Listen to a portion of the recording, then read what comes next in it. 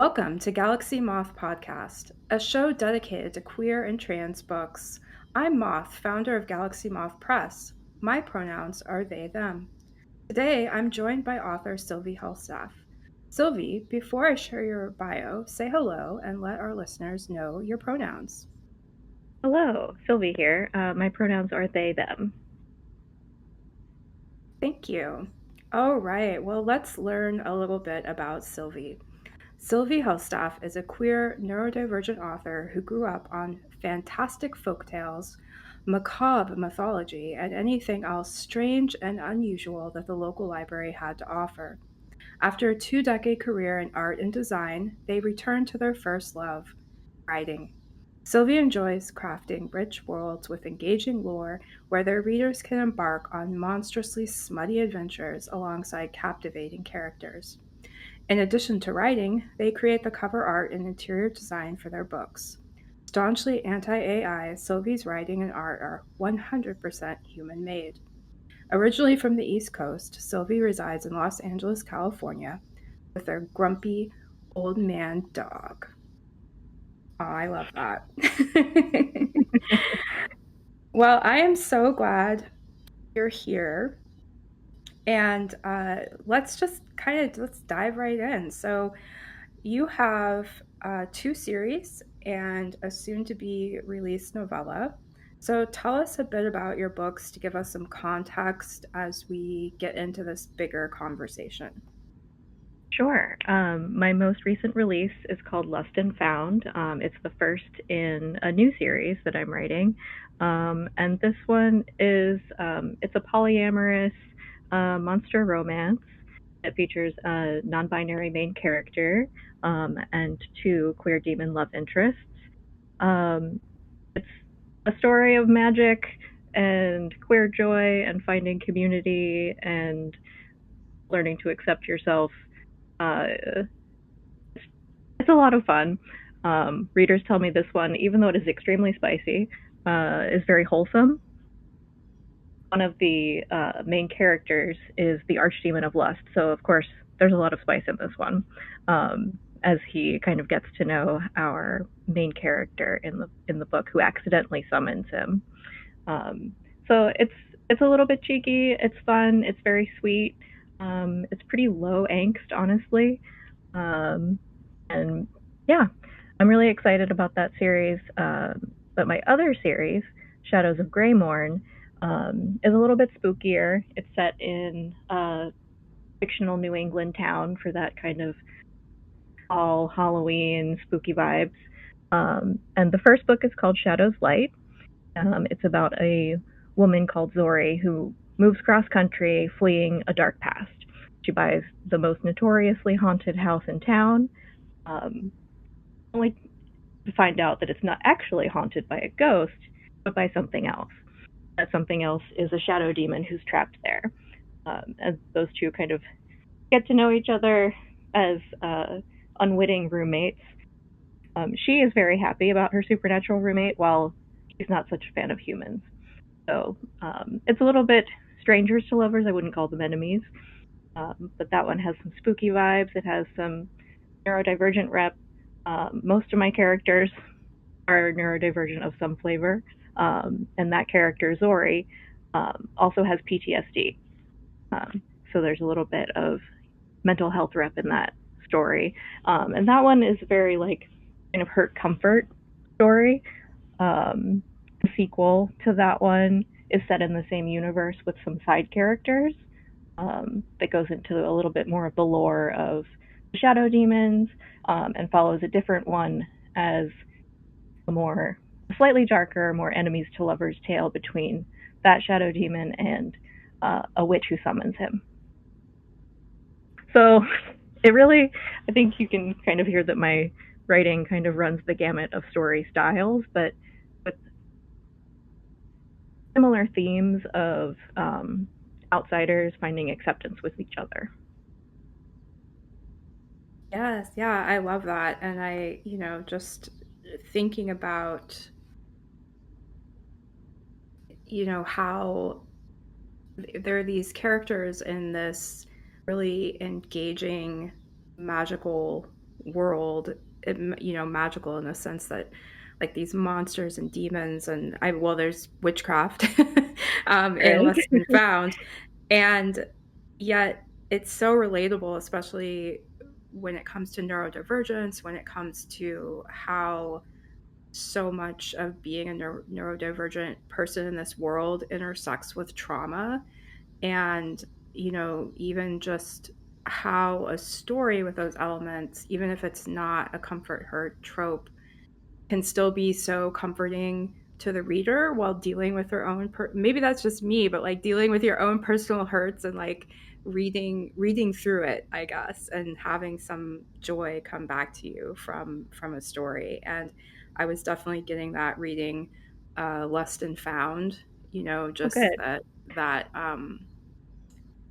and I will ask some questions along those lines later on in our conversation too. But yeah, what a great description of your books. And I think that those listening, you can hear the range of characters that are in those books. That you have, male characters, female characters, non-binary characters, human characters, and then this array of monsters, different types of demons. And I really like reading Lost and Found, feel like the characters all have these distinct, really real voices. They feel really embodied. And so I'm curious, like, what helps you write and embody these really different voices and really different types of characters?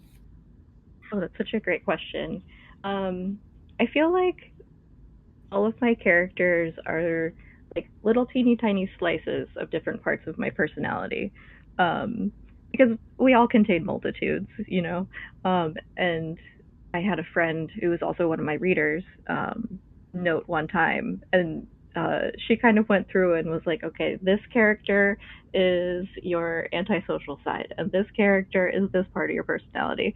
And I had never really thought of them that way before, but it made so much sense because I think we only have our own personal point of view to to go from internally, but creating different characters that are kind of well-rounded individuals from a little shard of truth within yourself, I think is a really good way to start. Um, And I also find that it helps, as you mentioned in the beginning, that I do artwork for my books as well. So I like to sketch my characters and seeing them on the page and then having that little spark to begin with from, that I take from wherever in my psyche. It's and kind of rolling it up into a ball as I go. So they kind of develop on their own. I think it's a bit of a snowball effect from starting with a little kernel of an idea, getting the writing going, seeing how they look on the page, um, in the text and in illustration as well, and then kind of letting them blossom from there. Yeah, that makes so much sense to me. The When I was writing, I have a horror romance novel out called The Poison Fruits that has a cis lesbian character and a trans lesbian character. And as I was editing it, I realized there were points where a character would describe something and say, a part of myself felt like doing this, a part of myself felt. And as I was editing, I was reflecting on that and really thinking how that's coming from my own experience of, you Mm-hmm. know, feeling these sort of different, maybe some people would consider it conflicting feelings, but they make sense to me together. And they don't necessarily feel conflicting to me. They just feel like this wider, interesting context. And I'm just curious, are you familiar with IFS or internal family systems? I am not very. I just know, what internal family systems are, but I don't know very much about it.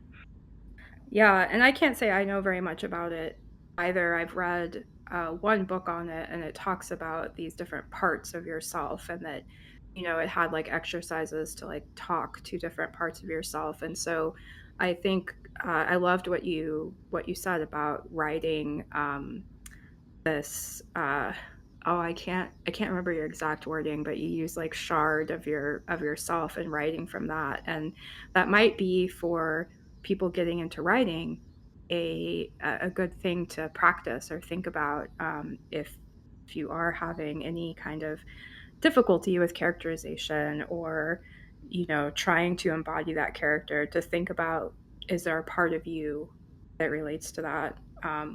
So Yeah, it's something that I didn't know I was doing initially, but kind of after having a few books under my belt and looking back at the writing, and even sometimes during a work in progress, I can see those parts of myself that I was exploring through that writing.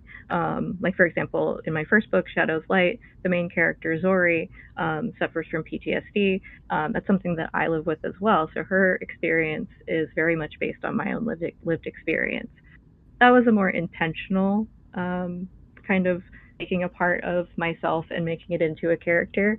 But I think in some way, all of my characters have a little bit of me in them, whether it's a little bit or a lot. um, and Rowan, the character in Lost and Found, the book that you've been reading, deals with some very difficult themes that I think a lot of queer people will resonate with, of coming from a family that doesn't maybe understand you, or support you in the way that you need, um, and maybe at odds with kind of the way that you live your life, um, and kind of having to navigate that emotionally. Um, so it's something that a few of readers of of that book have mentioned really connecting to, and so I think that common experience was a really important one for me to explore with one of my characters. yeah, that struck me as well, of thinking about having these touch points of like the older, I don't want to do like any spoilers or anything like that, but the older adult characters that Rowan had met when younger, and just it made me think of people in my own life growing up that were kind of little beacons of hope for me, or someone's house that I could go to that was gave me a different perspective. Um, so That's yeah, wonderful. That's so lovely. I'm so glad to hear it. yeah, yeah. So as you mentioned, and as I've been saying, Lost and Found, that's really the one that I have been reading, and I'm really enjoying the what I would say like sumptuous descriptions of things that are in the book, and this just really great visual style. And you already kind of answered this question, because the question is really like, what do you use as a visual reference, if you do use visual references, and then to tell us about how you approach visual description. But I'm thinking, beyond the characters, like I like the description of the house, and just kind of whatever you would like to share and about that. Absolutely. I will tell you that I do an unhinged amount of research for my books. uh, it's wild the things that I have researched for the purposes of Monster Smut.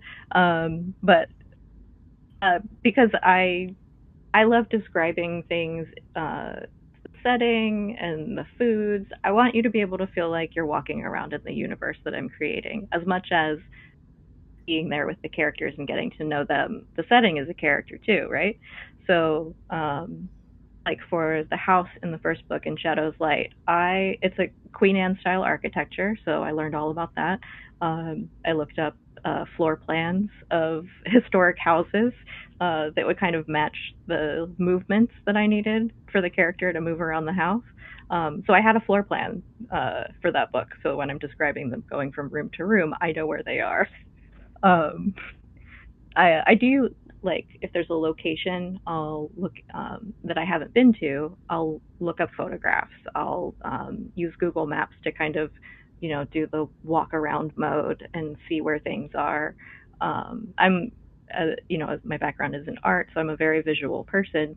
So a lot of the research I do is visual, as well as, just reading about the things that I'm describing. Like this isn't really a spoiler, but for the sequel to Lost and Found, I was researching ancient Sumerian street foods because there's a scene where there's an infernal market in the realm of hell, and so I wanted the food to feel kind of, I don't know, appropriate to the place.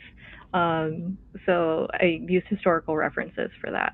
Um, so you might be able to guess that I am autistic.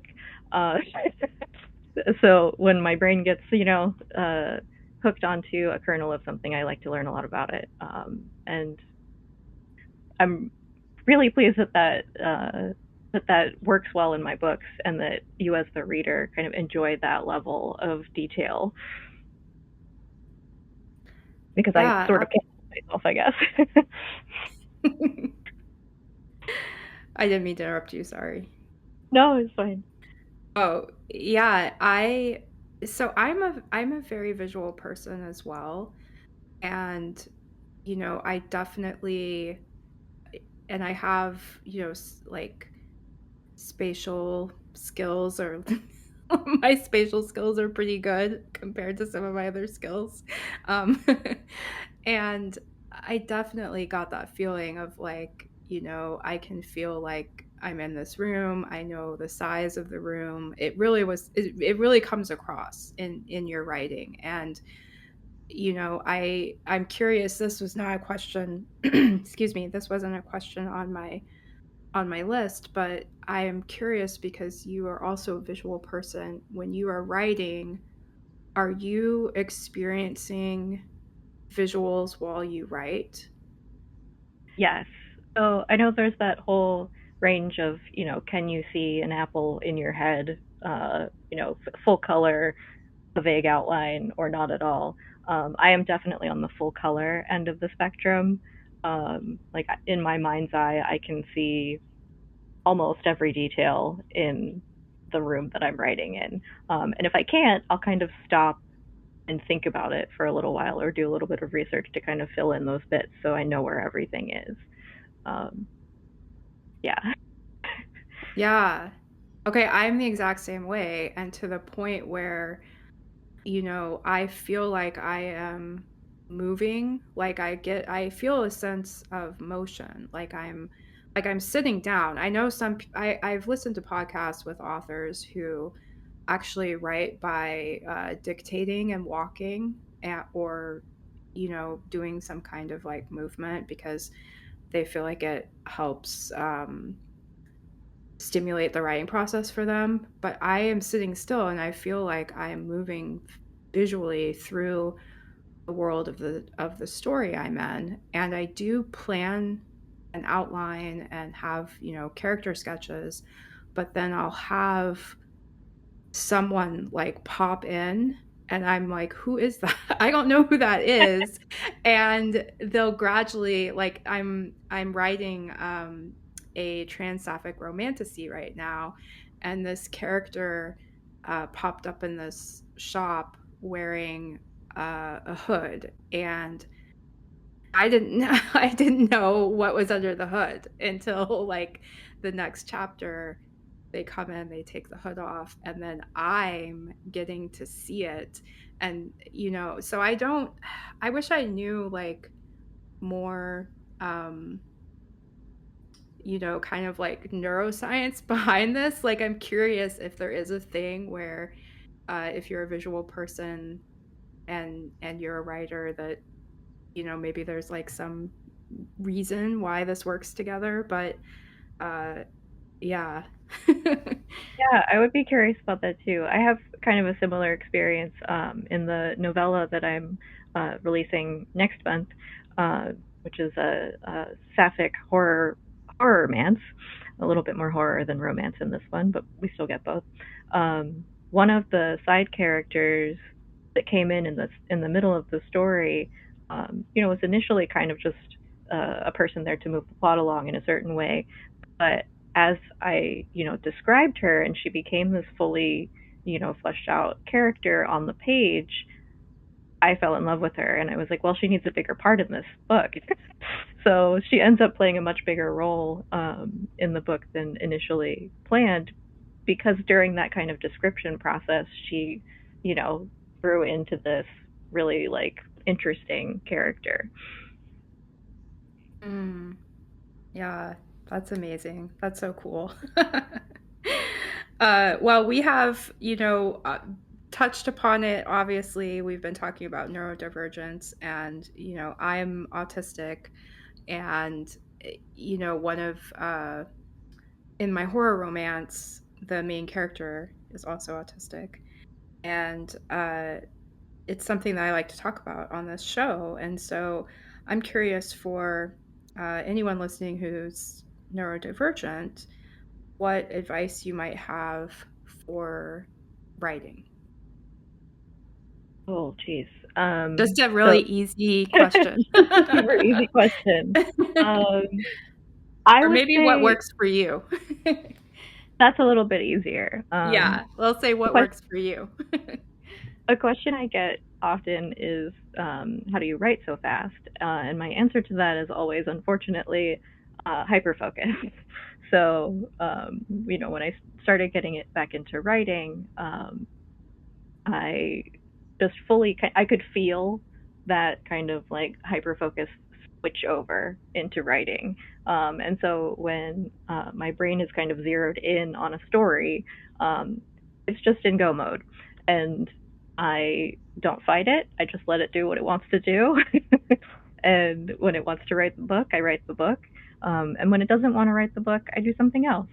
So, because it'll kind of ebb and flow for me. I think I'm not formally diagnosed, but I suspect I have a little bit of the ADHD autism combo, which can kind of, for me, vacillate back and forth between being intensely focused on something and then kind of not being able to remember it exists. Um, so I think for neurodivergence, it's important creatively to find what gets your inspiration into go mode. And when it's not, don't stress about it. Take time off, play a video game, read a book, go outside, pet a dog. If you're not in writing mode, uh, I find it's best to just not force it. And then for me, it'll come back, and then I'm, several hours in and I have no idea the time has passed. So I think my process is kind of just let my brain create what it wants to create when it wants to create it. That's maybe not the most helpful writing advice, but it's what works for me. Mm. Yeah, no, I personally think it's helpful, but like I am very similar in that I write pretty quickly thanks to the hyper focus ability, and yet it's also a double-edged sword because I work full time, and sometimes I'm just too tired, even if I want to write. And, I might push myself too hard and do it anyway because I really want to do it. But what I've been experimenting with or trying is to create sort of like these windows of opportunity where I make space in my schedule where I can write. And then I show up and I see, do I have the actual energy to do this? And even if I want to, it can be hard to say, okay, you don't, You don't need to go into like a shutdown in the near future because you worked all day Yeah. and then you wrote. But I have found it useful to kind of, create these like pockets or windows of time where I can write and then also understand that for me with uh, being neurodivergent is I don't have necessarily like a daily battery the way other people seem to have, where, there's a certain amount of energy I have every day. I kind of feel like I run more on like a weekly cycle of, certain times of the week I have a lot more energy regardless of what I'm doing in my schedule. And so I've tried to kind of learn where that, where that is and kind of work with that. Yeah, that makes so much sense. I am in the same position. I work full time as well as writing. And so I know what you're talking about, where sometimes at the end of the day, you really want to write, but are maybe out of energy for it. And it's interesting that you mention the kind of more weekly energy cycle, because I feel like my uh, my energy kind of flows in that way as well, where maybe weekly, maybe, for a couple of weeks, I'll have really high energy, and then need to rest, or if I haven't been careful about, pushing myself too hard when I'm too tired and still want to write. But I think that that actually is a really good piece of advice for new neurodivergent writers, is to kind of pay attention to your flow and store of energy, and work with that. Like you said, making time to show up for writing, and kind of just see where your energy is at. That's really helpful. Yeah, no, that's a good summary, like description of that. And I think it's also, being autistic, feeling like I'm empowered as a person to make those decisions, and I don't have to see myself on a 24-hour schedule just because that's what the rest of the world bases their lives around. And that's been a journey for me to get back into writing and to not see it as like an all or nothing, that I have to, like, I can't work a full-time job and write, but figure out a way to do both and to work with my actual needs as an autistic person instead of whatever I think, the world at large believes I should be up to with my time, which has been just personally like a struggle for me throughout my life of feeling like, oh, I'm not obeying the rules.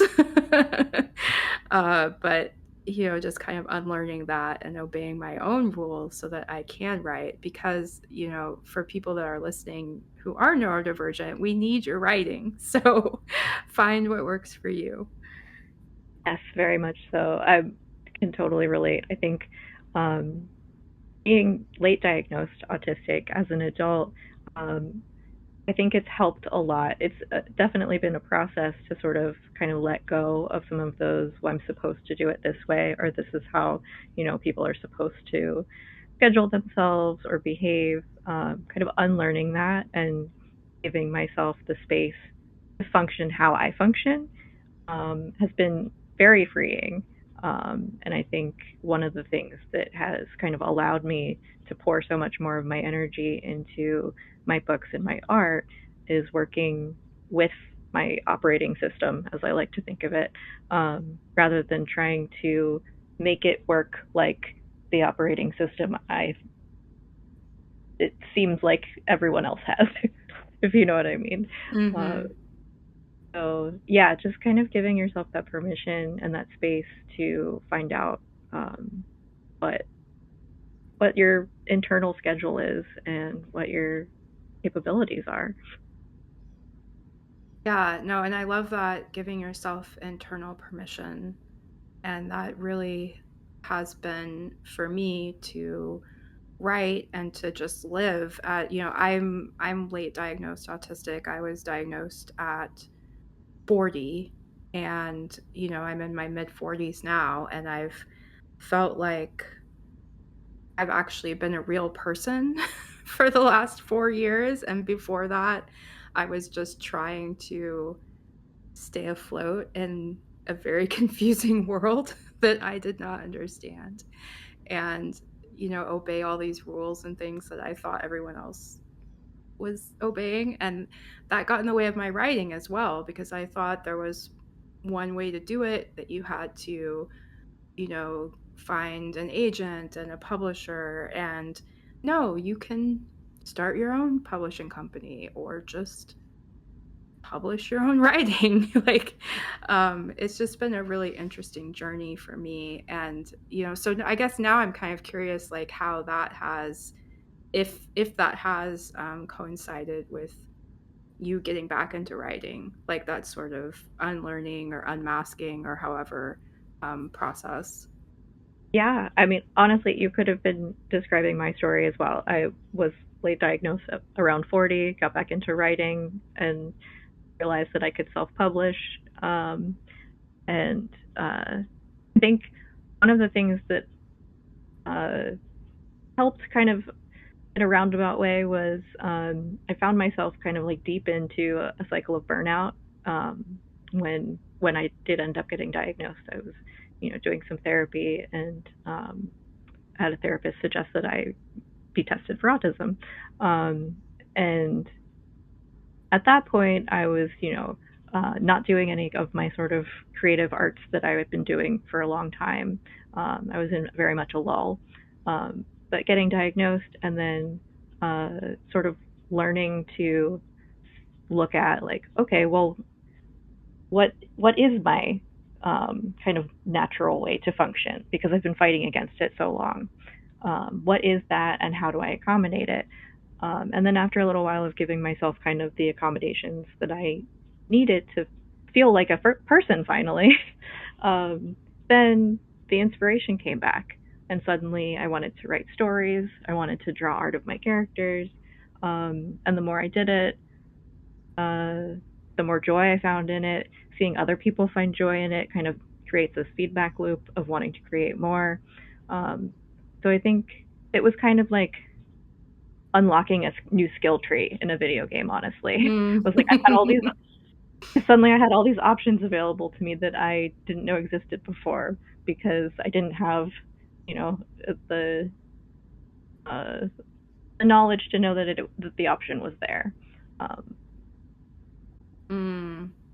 Yes, yeah, I've used that exact same kind of that skill tree language for myself too. It's like, oh, I didn't know this was here. I guess I've got some new DLC and I get to like I'm gonna get a new character class and forget everything else. uh, so yeah. Well, cool. Well, awesome. Thank you so much for, sharing more about that. And just to kind of a hard left turn, not a natural segue, back to our other writing questions. Um, you know, I I did some. I like to do a little research before I have someone on the podcast, and read reviews and read at least as much of someone's a book as I possibly can in my schedule before I have someone on the show. And I noticed even before I read the reviews, when I was reading Lost and Found, that there's this real warmth to what's going on, even when it's uh, intense graphic sex. Like there's this you know sweetness about it in a way, but it's not it doesn't it's like it's just there. It's not in your face, and it's not uh detracting from the eroticism at all. It's sort of like undergirding it, I guess, is what I'm like. You can feel that there's this warmth even in this really intense situation. Um, and there's this combination of sweetness and humor and the erotic all together. And then I was reading some reviews and saw people, describing in their reviews as it being like cozy and spicy, wholesome and erotic.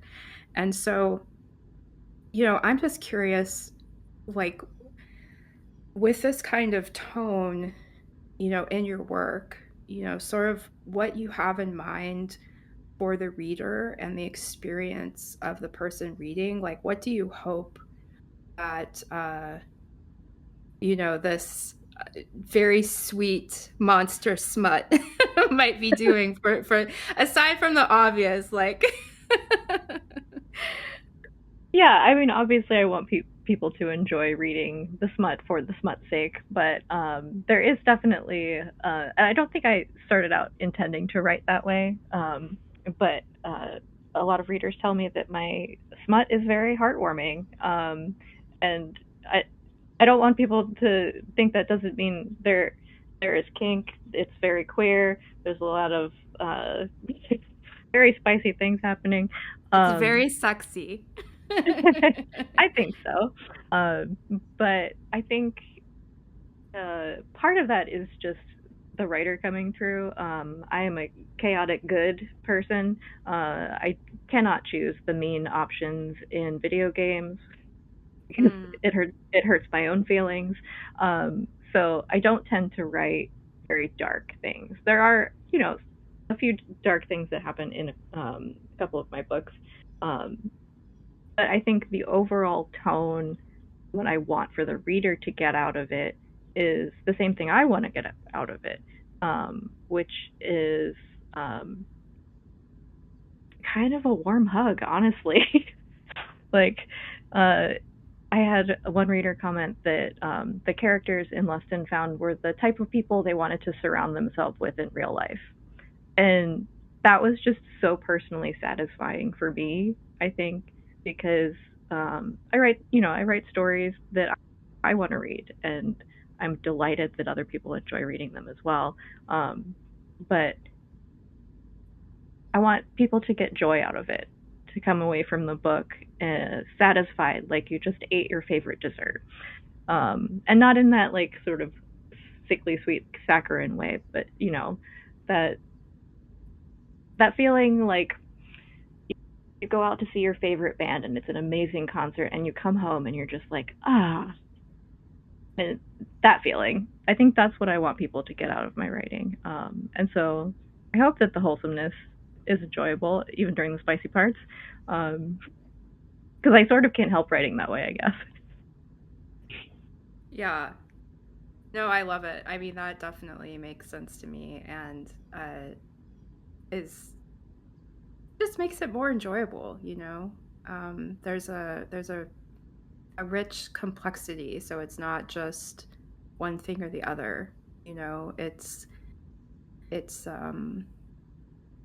very spicy and yet you stay connected to the characters and everything else that's going on, and it just feels very integrated, like, I don't know.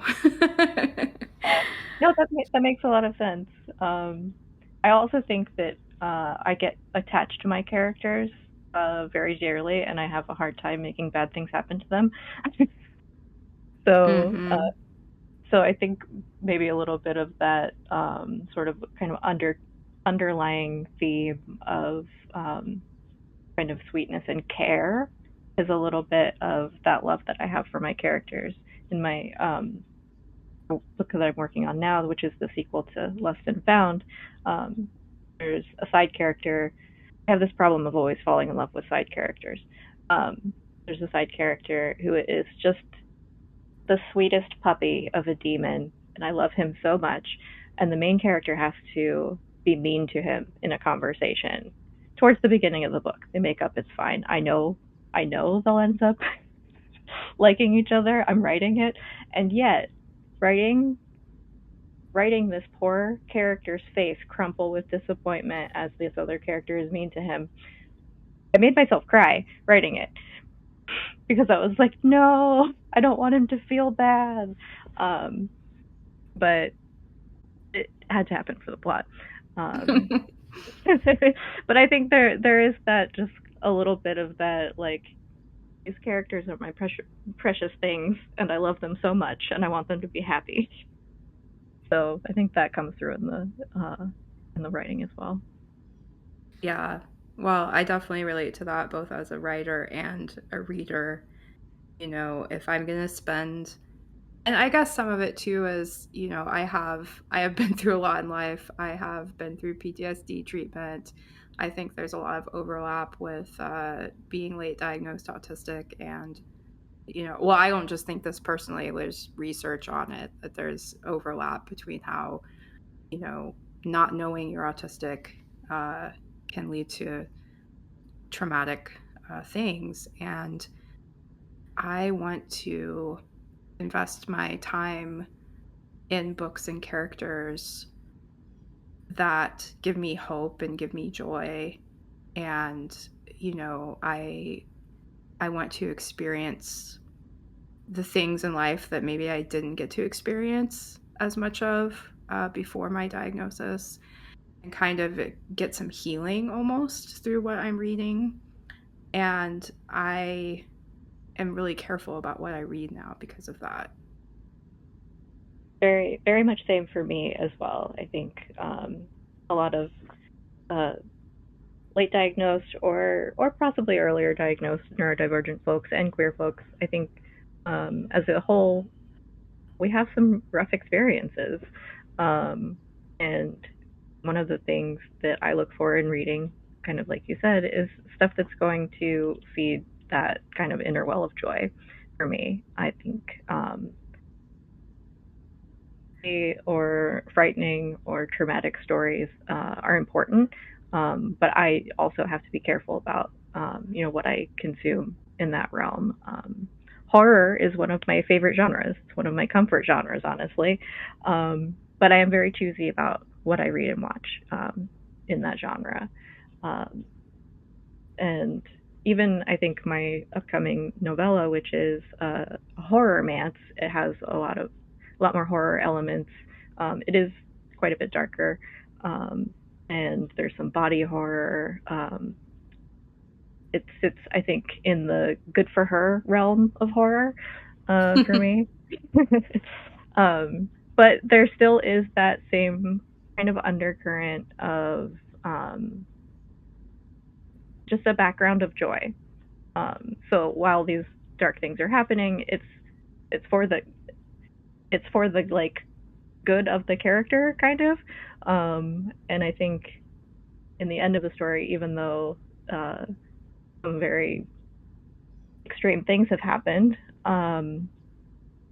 it sort of ends up feeling like uh, it still ends up feeling wholesome in some way. Mm-hmm. It's satisfying, I want to say, because I think you're right. I think a lot of the stories that we read and tell as late diagnosed neurodivergent queer folks are for the purposes of healing, whether we're writing them or reading them. I think a lot of it speaks to that need. Yeah, and it goes hand in hand. I think a lot as I read and write, I feel like both things are helping me a lot. Definitely, very much same. And sometimes, while I'm writing, I'll notice something. It can be the entire theme of the book, and I'll spot it like 75% of the way through and go, oh, that's why I'm writing this. I'm going to talk to my therapist about that. But it's Yes. like, it's working itself out on the page, so I'll just let it trust the process. Yeah. Well, and then I think the really cool thing is that it helps other people that are reading it, whether they have that exact same specific concern. It doesn't matter if they do or not because they'll have something else that they will realize, like, oh, okay, this was this character's version of that, and this is mine. And the really, there's something about a really specific story that makes that happen in a way that if it was more general or vague or not as descriptive, like it just wouldn't work. Mhm. Yeah, I think you're right. I think to go back to one of your earlier questions of what I want my readers to get out of my writing, I think that's one of the things that I hope that readers get, and I have some comments and reviews that say that people do, is feeling seen, feeling understood, because Mm. I think that's something I didn't know I needed for a very long time, um, and kind of getting to a place where I can feel seen and understood in my own head, um, having that exist in an external way for both for myself and for readers, I think is a really important part of creating. Yeah, absolutely. And so to that end, and just to be a little um what do I want to say? I don't know. Words are failing me because it's so late for me. It's But okay. I can see that book 3 in the Greymore series will feature a non-binary main character with sapphic love interests. And I am a non-binary person married to a trans woman. And so a lot of my writing is trans non-binary sapphic writing. And so I am personally feeling invested in book 3 and would love it would love to hear more if you have anything to share on that or anything else that you are working on. Yeah. Book three is still coming. It's kind of next, I think, in my queue after the sequel to Lust and Found. Um, it that one. So the main character is called Sky, and they appear in both of the first two books. And again, I fell in love with a side character, and now they're getting their own book. So I have kind of the like overarching the seed of that book. I got a little stuck on how to get from A to B. So I've written another book and I'm coming back to it. But I am really excited to write that story. I think Sky is a really interesting character. They are the proprietor of a curiosity shop in the town of Greymorn. And so they are kind of a collector of old things. They're best friends to the main character Zori from the first book, and related to the main character from the second book. So they are very central to the story, and we'll have all of the cast of the first two books. The main cast will come back for the third one, and then we'll get introduced to two new characters. One of which will be the first uh, female shadow demon that we've seen in the universe. Um, and I am excited to let readers know that. So the male shadow demons are about 7 to 8 feet tall in their sort of middle human-ish form. They have a bigger monster form, um, and the female shadow demons are larger and more, and even more beautiful. So I'm very excited to introduce her character, and this one will be a polyamorous book as well. There is a third female love interest. So we'll kind of uh, it's a little bit of an origin story almost. We'll find out kind of where this summoning ritual that has been used in the first two books to draw the shadow demons um, to the terrestrial realm, where that spell comes from and why it was created, um, and how it has perhaps been misused over the years. So it will be a little bit of like uh, there will be some more lore revealed, which I'm really excited about. Oh, awesome. Okay, so now you have successfully sold me on reading the first two instead of just waiting for the I mean, I have a little bit of a bad habit of like, okay, I'll wait for the non-binary sapphic. Well, and I mean, there's not a ton of that writing out there. I mean, there is good writing, but yeah, no, that sounds awesome. I'm very invested, and I love the I love hearing that the female shadow demons are a lot larger, and I feel like that's going to be a big selling point. That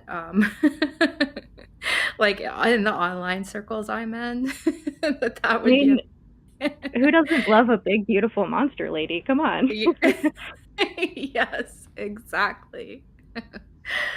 Oh, that's so cool and exciting. Yeah, so, anything else you would like to share before we kind of wrap up and you can tell listeners where to find you, but anything we didn't cover that you would like to add or Oh, geez. I will, because you mentioned reading the third book first. I will say that one of the things that I like about the Shadows of Greymorn series is that they're more like intercollected standalones.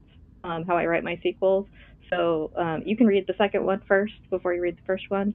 When the third one comes out, you can read that one first. And uh, they're interconnected, so you'll get more information from each one about the shared universe, but they can be read standalone too, which is really fun. And I think that the Lost and Found series will end up that way as well. I tend to kind of shift point of view to a new set of characters in the same universe to kind of build on what's established in the first book. So I like to read series out of order sometimes too, so I think that's a fun feature. And then I think the only other thing I wanted to mention was the new novella called Swim with Me, Darling," which I am planning to release mid September. At this point, I'm just going through and finishing up formatting on that one. It'll be available in ebook, and I'm looking to do a paperback as well. And that one, as I mentioned, is a polyamorous sapphic horror romance with uh, ravenous sirens. It's a story about a small town woman who lives in a mountain town with a cursed lake, who finds out the truth behind the curse, and then falls in love with it. wow. Okay, that sounds awesome. Well, thank you so much, for joining me, for, this evening, Sylvie. And I just really, just loved hearing your perspective and am really enjoying Lost and Found. And so I'm looking forward to reading these others as well. So as we wrap up, tell us where we can find you online. So you can find me on socials on Blue Sky and TikTok at Sylvie Helfstaff on both. Oh, and Instagram. I'm back on Instagram, begrudgingly, but I am there. And then you can also find me on my website, sylviehelstaff.com, where you can sign up for my newsletter. And I don't send out a ton of them, but I will keep you up to date on, release dates, different events that I'm doing. For instance, I just went to an author event with some voice actors locally here in California, and now there is a bookstore called Underdog Books in Monrovia, California. Which, if you live there, you can get signed copies of my book there, which is very cool. Um, so stuff like that. SylvieHealthStaff.com, and you can find all of my books. I have links for everywhere that you can buy them on my site, but I also have my own shop front called HealthStaffBooks.com. All right, wonderful. Well, I will put all of those in the show notes as well. So, once again, thank you for joining me, and thank you to our listeners for listening in. And, it's been a blast talking with you. Thank you so much for having me. This has been awesome.